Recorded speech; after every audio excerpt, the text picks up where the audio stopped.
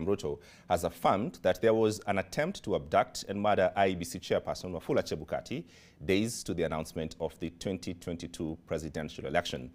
The endgame for this, Ruto says, was to paralyze the commission and subvert the will of the people. The president says that the resolve came after attempts to bribe and sway Chebukari to alter the results failed. We begin NTV Tonight with Sydney Chazima. It appears the dust is yet to settle from the chaotic events at the Bomas of Kenya on the 15th of August 2022.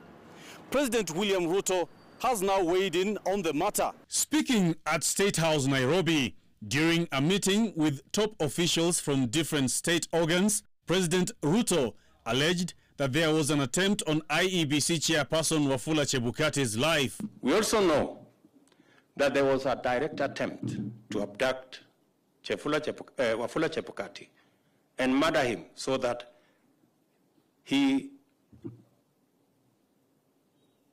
commission would be paralyzed, or a compliant commissioner take over and subvert the people's sovereignty. On Monday, during the launch of the 2022 post-election evaluation report, Chebukari and Commissioners Boya Molu and Abdi Gulie had detailed how they were forced into hiding. We went into hiding. We had to put off our phones, leave them in Bomas, send away our security, and we rode in Anoa to a known location. Our only contact to Kenya and the world was the television. They went in Siberia, but they are not telling me where I was.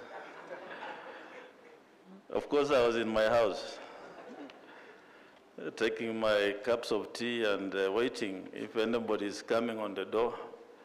Of course, nobody came. The president lauded what he terms a sheer bravery from the commissioners. Please let us clap for those brave people. And went on to detail how the entire plot was hatched. The mechanism constituted a syndicate to execute a series of strategies consisting of bribery, blackmail, extortion, threats, and intimidation of various public officials of the IEBC. However, ODM Secretary General Edwin Sifuna has downplayed the president's remarks. If you are alleging that somebody was or there was an attempt to kidnap the chair and to even murder him, those are very, very grave allegations.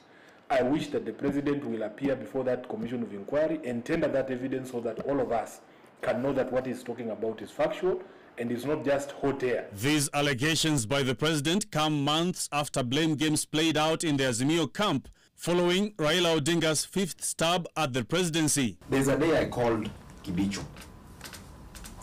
I told Kibicho, the way things are moving, we need to act very fast. So he asked me, Babu, what do we do? I told him, Kibicho, we need to arrest Chebukari immediately for bungling elections. Then, Cherera to announce Baba as what? As what? As the winner. You see. Or we go for a rerun. A rerun. Outgoing IEBC boss Wafula Chebukari has called for a commission of inquiry into the events that took place prior and after the declaration of presidential results. We welcome that commission of inquiry. Let it be a fair commission of inquiry, not like the kangaroo court that we saw against the 4 commissioners. If indeed there was an attempt to subvert the will of the people, it's a serious allegation. The nation will be keen to know whether President Ruto will form a commission of inquiry into the grave allegations. Sydney Chazima, NTV.